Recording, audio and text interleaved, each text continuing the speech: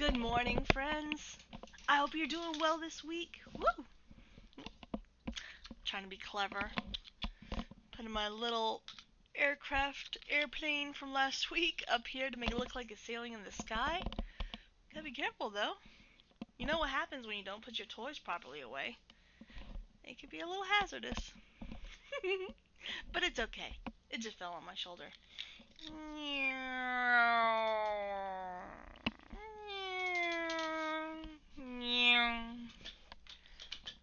How about like the plane? We coast on into the next subject, which for this week is going to be animals. Are you excited? We're going to be learning about all sorts of different animals, from the animals that live in our house, like our wonderful cats, and our birds sometimes. They can live outside too, right? To the animals on farms. Can you think of any farm animals? What's your favorite barnyard or farm animal sound? Let me hear it. I'll tell you what mine is.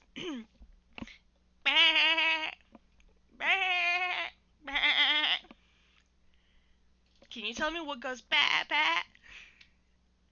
That's right, a sheep. Very good. Or a baby sheep, which is also called a lamb. Which brings me to my next point. Today we're going to have a very special guest.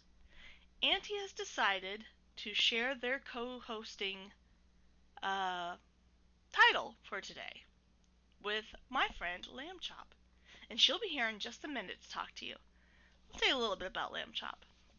Lambchop was one of the first puppets that Miss Mithril ever saw on TV. And I used to love watching her show with her good friend Sherry Lewis. Even to this day, as a grown-up, as a teacher, I watch their show so I can get some insight and ideas for fun activities for my students. It's one of the joys of being a grown-up. Continuing on and using the knowledge of fun games and activities that you learned when you were little, when you grow up, you teach them to somebody else. And that's one of my most favorite pleasures about being an educator. I love being a teacher because I love teaching. But let's not get ahead of ourselves. First, we're going to pull up the agenda for today, my schedule. Now, one of them I have to go ahead and erase right quick. Unfortunately, it seems that Miss Mithril's flowers didn't make it. And I'm going to have to plant some new seeds and start over. It kind of hurts my heart a little bit because that was my first try and I was starting to really care for the flowers. But I might have overdone it a little bit. You got to really follow directions and be very careful, which I tried to do. And I'm still trying to figure out what went wrong. But I have friends helping me with that. And they'll help me with other flowers that I'm going to try to grow. Don't worry, I'll be sharing with you I'll be sharing them with you in future episodes. So if you were excited about the flowers, don't worry, I'll bring some back. Alright, but today's agenda. We have 3 big things we're going to do today. Can you see that okay? First, we're going to be reading a book. And then, I'll be sharing one of my animal puzzles with you. We'll do that together. After that will be our folk tale. How's that sound for you? Alright, I'll tell you what. Take one of these little magnetic markers. Put it in the box right here next to book. That'll be the first thing that we do today. Alright. So let me see if Lambchop's ready. She looks ready. Are you guys ready to meet Lambchop? Alright. Tell you what, you want to help me call for her? On the count of 3, we're going to say, come out and play, Lambchop. Alright, are you ready? Stand up. Get your big boy or big girl voice ready and say, come out and play, Lambchop, on the count of 3. 1, 2, 3. Come out and play, Lambchop.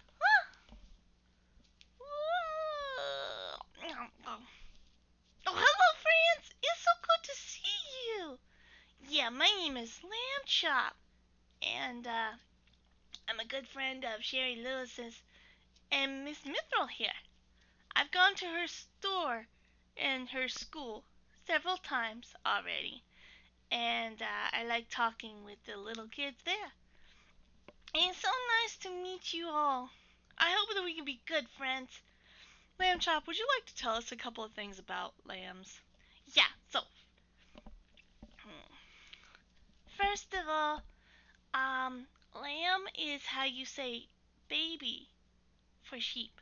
So my mommy was a ewe, that's a mommy sheep or a girl sheep, and my daddy is a ram, and that's what you call boy sheep. They're the ones with the big horns on their head that curl backwards. Do girls ever get those? No, but we have very soft wool. Did you know that a whole pound of wool makes up to 10 miles of yarn for you so you can make clothes for yourself and your family? Well, thank you very much for your hard work. You're welcome very much. So, can you tell us anything else about sheep that you want to share? Yes. We like to live on farms, and we also tend to have best friends, just like people. Very nice, very nice. And Sherry is my best friend, and you are my best friend. Well, thank you very much. You're one of my best friends too. So, also, we have very good eyesight. We can see behind us without turning our heads. Like that. I don't have to do that to see what's behind me. Very cool, very cool. Do you see in color? Pretty well, yes. Not quite like you and your friends at home do though. Okay, okay, very insightful. So, what's the book that we're going to be sharing today? A very special book. It's about me and my friends Charlie Horse and Miss Sherry are in it too. Yep, and it's going to be kind of a double feature 'cause it has two stories. Two stories? Yeah, it's a double literature feature. I'd never heard of that before. I just made it up. Very clever, yeah. So, it'll be one story starting with me and my friends. And then we're going to talk a little bit about Aesop's story, The Lion and the Mouse. It was a very, very fun time for me, but like you, I also have my problems sometimes. Well, what do you say we go ahead and get started with the story? I got a glimpse of it and saw that it had very colorful pictures. Yeah, I hope you like the pictures and the story about me. Let's get started, friends. You ready? All right.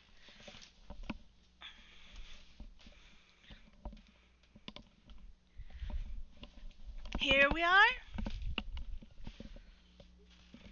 Lambchop's Fable, The Boat Contest, featuring Aesop's The Lion and the Mouse, by Sherry Lewis. Yeah, we had the story happen, and Sherry made this book so that we could share it with all the children. That includes you. Very nice, Lambchop. Thank you. Alright, as you can see there's a nice picture. And the title of the book, again, The Boat Contest. And there's Lambchop with her little boat. I made it yellow. That was a very nice job. Yeah, it was yellow like your plane is orange with the silver glitters. That's my friend Charlie Horse. We all live with Sherry and Hush Puppy. And that's the lake that we went to, where we learned about the boat contest.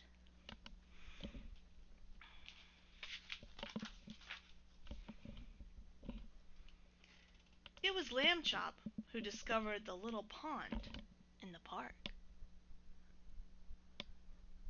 These are the children that were playing with their boats, and it gave me the idea maybe I could make a boat too.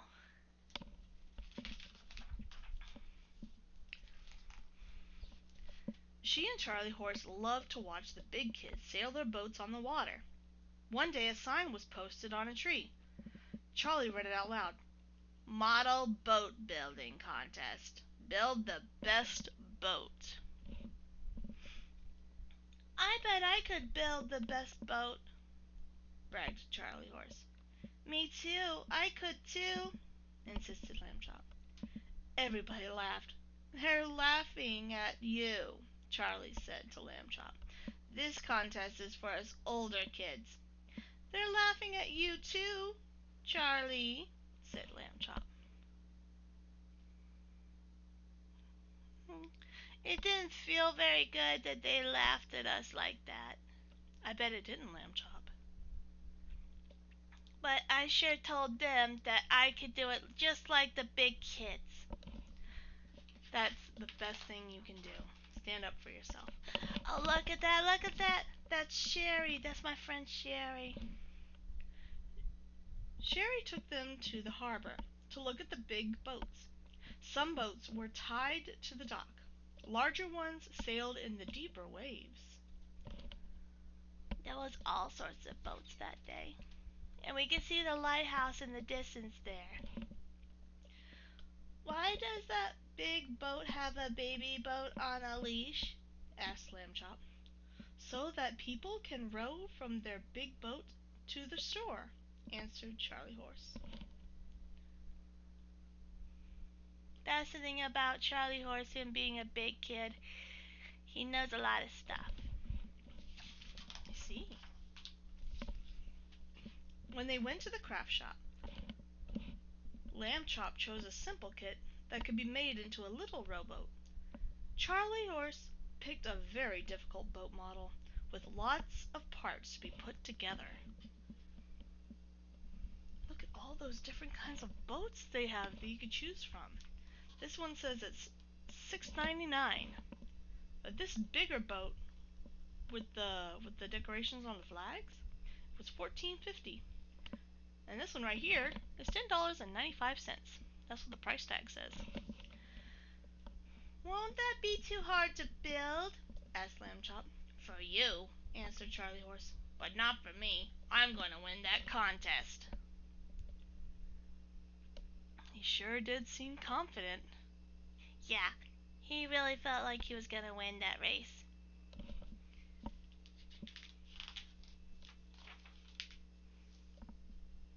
But Charlie's horse did have a hard time building the boat. So many little pieces, he said. I wonder if I can really build a better boat than all those other kids. Don't worry about the other kids, said Sherry. Just enjoy doing the best you can. That was the thing about Sherry. She was always so smart. She could make you feel better even when you didn't feel very good about yourself. Lambchop's rowboat was easy to put together, and she finished it quickly. Look what I made, she said proudly.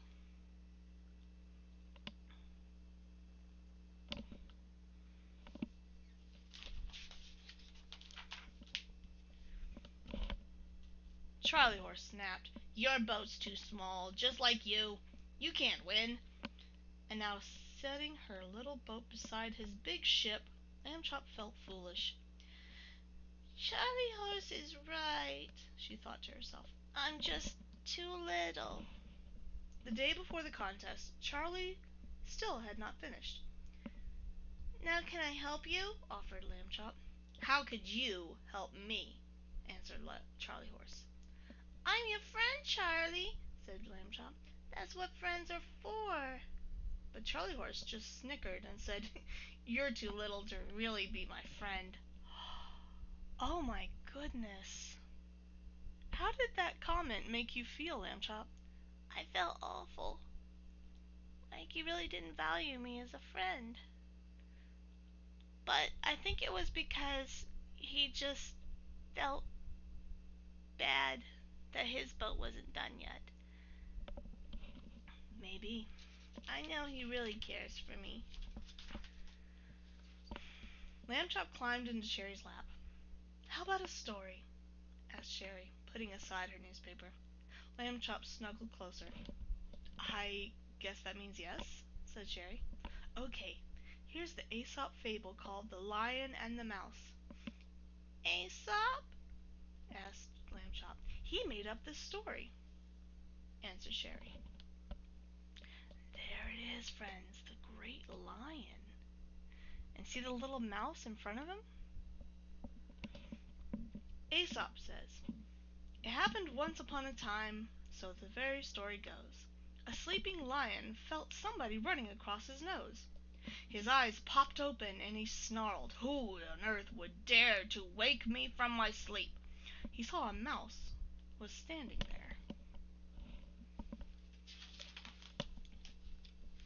The lion growled, "Look at what you've done, you clumsy little thing! Your tiny feet have run across the nostrils of a king!" The mighty lion roared in a terrifying way. He told the frightened mouse, "I'm going to eat you up today." Oh goodness, does he look ferocious. Yeah, he looked really mean. Oh goodness. That little mouse was so scared. The mouse said, Sir, I hardly make a satisfying chew for someone who's as wonderfully big and strong as you. I'm sorry I awakened you, but if you set me free, why, someday I'll do something nice for you. Just wait and see. Oh, so you see that even though he was very small, he was very confident in what he could do. Yeah, that's a very important thing to do. Please let me go and you'll never know just how tomorrow will end. And who can tell what use a mouse can be, especially to a friend.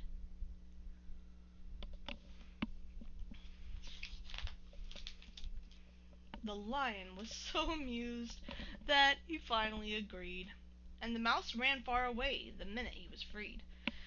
You should have seen that tiny creature scamper out of sight. But you know what? The day arrived the mouse proved that he was right. Yeah, he ended up getting caught in a net. There he is in that net. Uh-oh. For though the lion was big and strong as you can get, he got himself entangled in the rope of a hunter's net. He twisted and he tugged, and the hunter heard him roar, but the king of the beasts could not escape, since that's what the nets are for.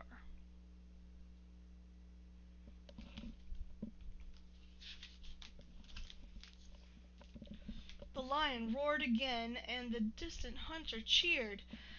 Then right beside him, the helpless beast, a tiny mouse appeared.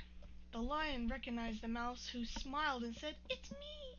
Be patient, and before the hunter comes, I'll set you free." So one by one, between his teeth, the ropes began to fray, and suddenly, with a snap, they broke, and the lion got away. Which only proves that the smallest mouse can sometimes save the day. It was a very smart mouse. I agree.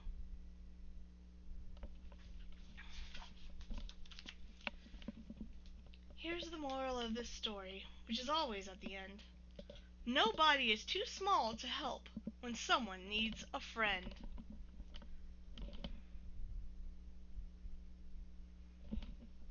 The day of the contest arrived. There were lots of children and lots of boats. Charlie Horse set his boat into the water.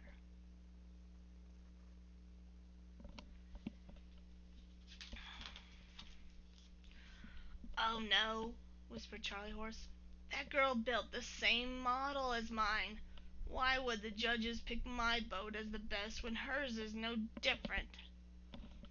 You see that? His boat has a yellow star on it. and it's yellow and red, and her boat has a yellow star on it. It's yellow and red. That's the same girl that was behind us at the shop. It was. Lambchop thought for a moment, and then she bent down and began to pull a shoelace from Charlie's sneaker. Finally, all the boats were in the water. The judges walked around and around. Last of all, they stopped and looked at Charlie's boat. Here, the judges here in the background. They have their clipboards showing where they could take notes and decide which one was going to be the best. There was a moment of silence. Then the judges smiled and said, "That's the winner! Such a clever idea!" Of all the boats sailing on the pond, only Charlie's had a little rowboat trailing behind it.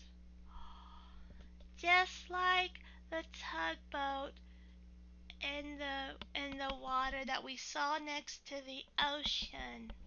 Yep, that was a very good idea. Very nice inspiration. Everyone applauded when Charlie Horse got the prize. As he shook the judge's hand, Charlie said, "Thank you, but I want to share this prize with my good friend, Lambchop." Oh, that was very kind.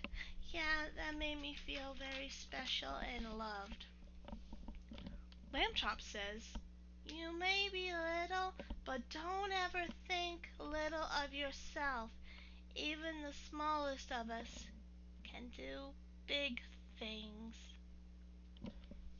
and that is a very important message, Lambchop.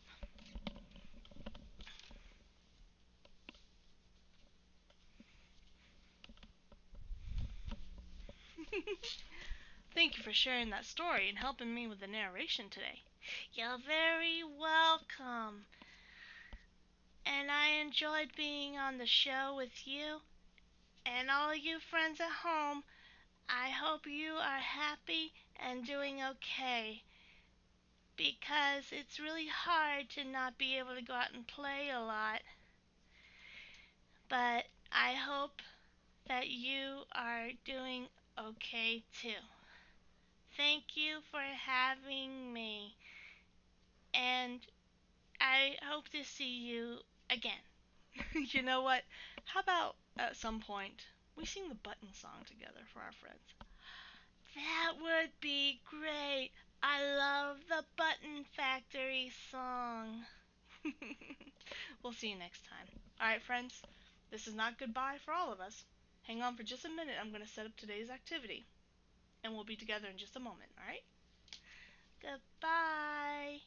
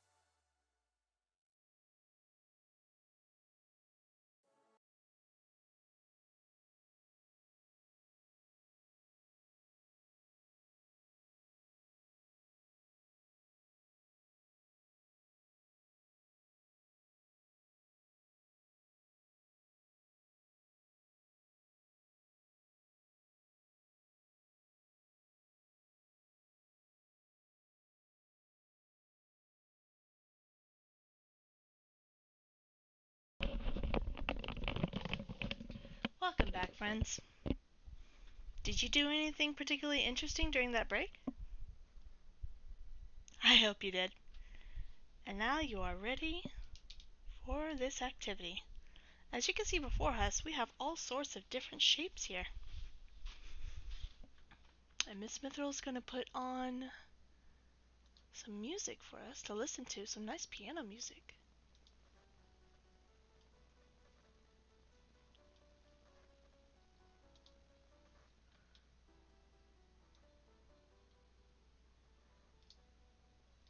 Alright, just a little something to listen to in the background while we work on this.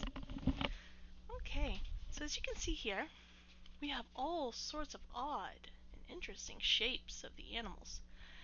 I'm going to turn it this way so that you can see it better.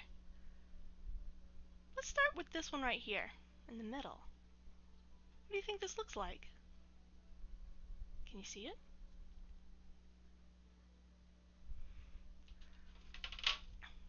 I'm going to look for its piece.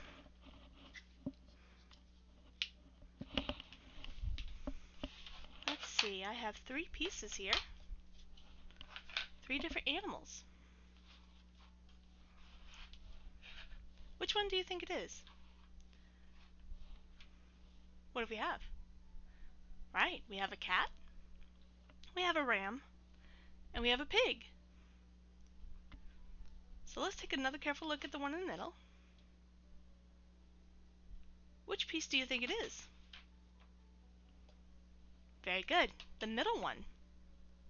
And what color is it? Very good, it's red.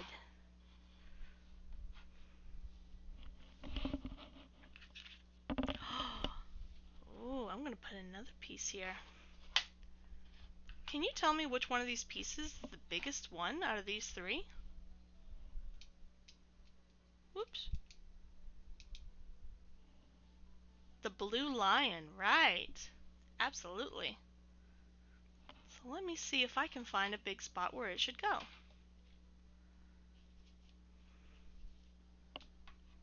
Right there. Whoops. You gonna fit, buddy?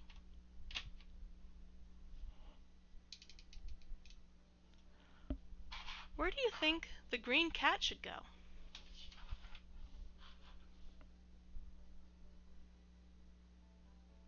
Good eye.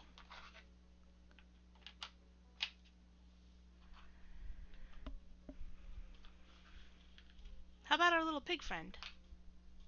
Do you see it yet?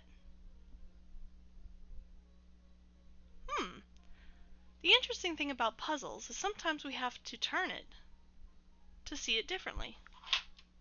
Or we might change chairs. In this case, we're going to turn the whole puzzle. Now, can you find where the pig goes? Point to it. Excellent. That shows us some smaller animals here. What animals do you think you see?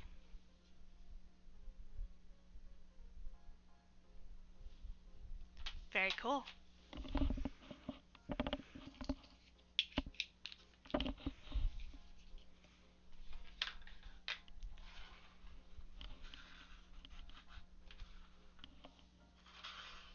We have a tortoise and a hare, funny enough.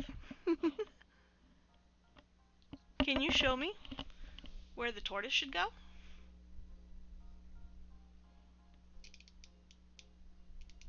Very good. And where's that rabbit gonna go? Or that hare?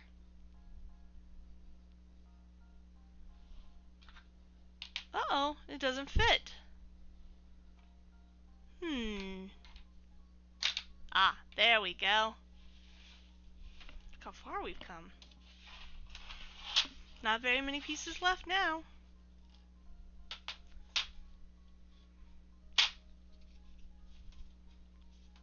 Can you find our blue friend here? It's a little tricky. Give you a good look.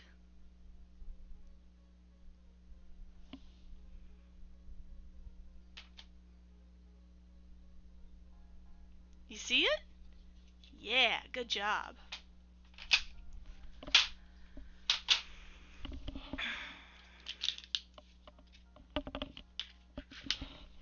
very big piece right here. Do we want to take a careful look at that? Which animal do you think that is? It is very difficult to see, isn't it? But you tried your best. You gave a good guess. It is an elephant. Indeed.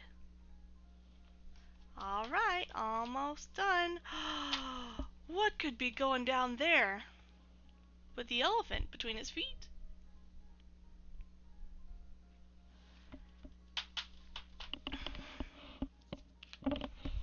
Which piece do you think that was? The green mouse or the red bird? The green mouse. Very good. You know what? Now I see where the red bird goes.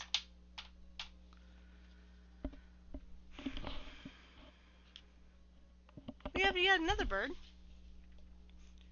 A yellow one. Right here, swooping in the corner. Kind of makes it look like a canary.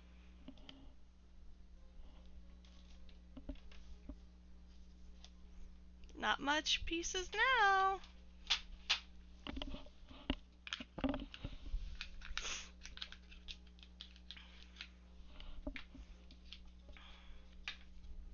What's this? A bunny rabbit. That's right. Only 2 spots left. Where should I put this bunny rabbit? Tell me to stop when you see the bunny rabbit.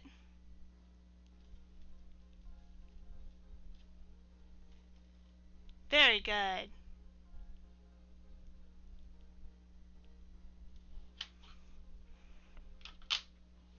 And that just leaves one left.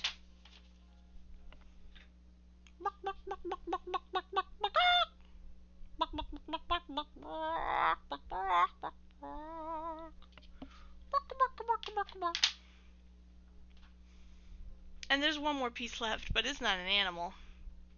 It's actually an oval. Or we could pretend it's an egg.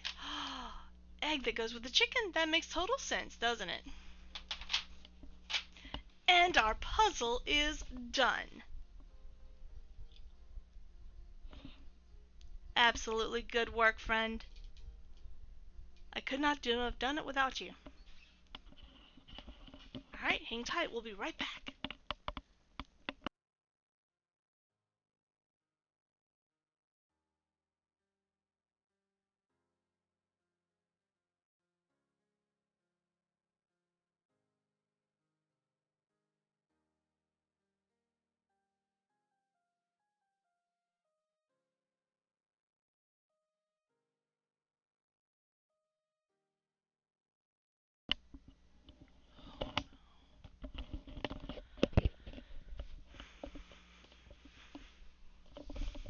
Did you enjoy the puzzle? I hope you did. Thank you so much for helping me put it all together. There are so many different shapes and sizes. Not a normal puzzle, is it? It's a bit of an older model, but the pieces feel smooth and like plastic, and together they made a perfect rectangle. A very colorful rectangle. Alright friends, we will wrap things up now, finishing off with our story, our folktale.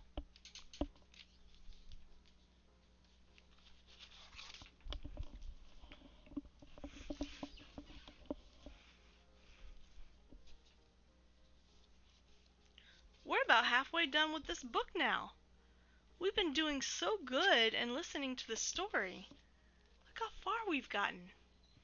This is all we've read so far. And here's the rest of it that we've not yet read. Now this story is called The Girl Who Wore Too Much. Once upon a time, long, long before any man now living was born, and years before the first roads were built, there were many villages scattered all over the land. In the valleys where the land was fertile, the villagers all were often close together. And in the highlands, where it was more difficult to grow rice, they were usually many miles from each other. In the valleys, the young people would often walk to other villages to see their friends, and because there was often nothing for them to do, they would have parties. One day, the girls from 2 villages decided that they would have a party that was to be different from any they had ever had before. They decided that a prize would be given for the most beautiful girl there. For several days before the party, the girls spent their time choosing what to wear. And when the day came, at last each of them, except one, knew exactly what she was going to wear. But this one girl could not just make up her mind.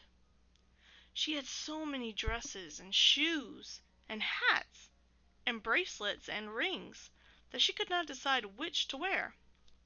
She spent every waking hour asking herself, will I be more beautiful if I were to wear this dress, this hat, these shoes, this bracelet, and this ring? Or will I be more beautiful if I wear that dress, that hat, those shoes, that bracelet, and that ring? Or should I choose something from over there? Her mother tried to help her choose, but the girl did not like her mother's suggestions. She would have asked one of her friends to help her, but she thought, they will know what I'm going to wear, and they will find something more beautiful than what I'm wearing.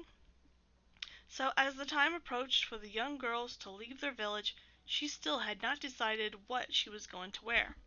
In fact, she was so nervous by this time that she could no longer think. Madly, she took a dress from this place, a hat from that place, shoes from over there, and bracelets and rings from over here. When she was dressed, she looked at herself. Now she was very ugly, for nothing seemed to go well with anything else she had on. What was she to do? In the meantime, her friends were waiting for her. Naturally, Ai was late. Ai's friends said to each other, what will she wear this time? Will it be green, or red, or orange, or white, or blue? No one could guess what she would wear, for she had so many clothes from which to choose. At last they noticed someone leaving Ai's house. The person seemed extremely fat and could hardly move. You can imagine their surprise when the person turned out to be Ai herself. Ai had worn every dress, every hat, every bracelet, and every ring she owned, and if she had been blessed with 2 more feet, surely she would have worn another pair of shoes. Ai's friends laughed, for instead of being very beautiful, she was ugly beyond belief. When they started, Ai continuously shouted at them, you must walk more slowly, I cannot keep up with you. And each time Ai said this to her friends, they laughed and at the same time became just a little bit more angry with her. On their way to the next village, the girls had to go over a small hill. Ai knew that she could not climb the hill, although it was very, very much not high. So she shouted to her friends, who were some distance ahead of her, is there no other way? I cannot climb this hill. One of Ai's friends looked back and said, no, there is no other way. On one side of the hill is a forest, and you would surely tear your dresses going through it. On the other side is a stream, and you could not cross it without getting your dresses wet. But I cannot climb the hill. Then take off some of your clothes, and it will be easier. Would you like to see what she looked like with all those clothes on? Whew! That's a lot of clothes she's wearing.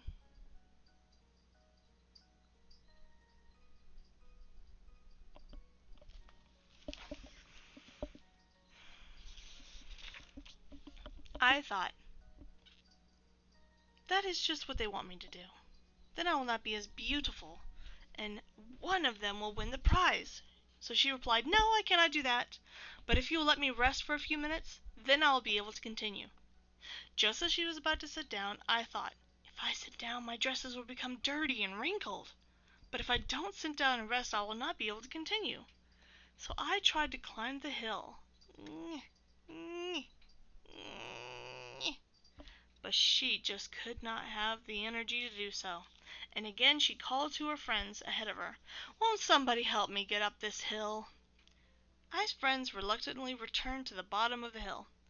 Together they began pushing Ai up the hill. All the time Ai was shouting, be careful, you'll wrinkle my dresses! Don't push so hard, you'll ruin my clothes! About halfway up the hill, Ai's friends became tired of trying to help their ungrateful girl. There, climb the hill yourself, they said. We've pushed you halfway. They walked on ahead of her again. By the time I got onto the top of the hill, she was so tired that she fell down. She knew her dresses were now dirty and wrinkled, and she was so tired that she could not get up again, and she began to cry. Between her tears and her efforts to get up, I died on top of that hill. Oh, that's awful. When her friends saw I fall on top of the hill, they ran back up to help her, but they were a long way off, and by the time they arrived, I was gone. They did not know whether to be sad at the death of their friend or angry at her foolishness. They carried I back to their village. The older people were very angry with this foolish girl, and especially with A. Let this be a lesson to all foolish young people who spend all of their time going to parties, they said. And to make certain that none of the young people ever forgot, the elders of I's village built a stone pagoda on top of the hill where I died. They put her body and all of her dresses, hats, shoes, bracelets, and rings inside of the tower. The hill was named the Girl Who Wore Too Much, or in Thai, Nhun Sao Ai. The pagoda stands to this day as a warning to the young people of Kamalase. Well, as we review a lot of the times here, these are folk tales. They tend to have good lessons, just like with the story with Aesop's The Lion and the Mouse. But they're not always true. Like, things in the story can't always happen, right? If you decide to be silly, or just want to see what it looks like, to try on more than one shirt, or, if you can, 2 pairs of shoes somehow, or lots of hats on your head, don't worry. Nothing bad will happen to you. You just gotta be more careful as you walk around, I would imagine, if you choose to go out. It'll be harder to move around, but that's probably the worst that's gonna happen to you. Again, it was just a story. Anyway, friends, thank you so much for joining me today. I had a lot of fun, and I very much enjoyed introducing you to Lambchop, and I hope you enjoyed spending time with her. I will see you tomorrow. Alright? Have a great day, stay safe and happy and healthy. Bye, friends!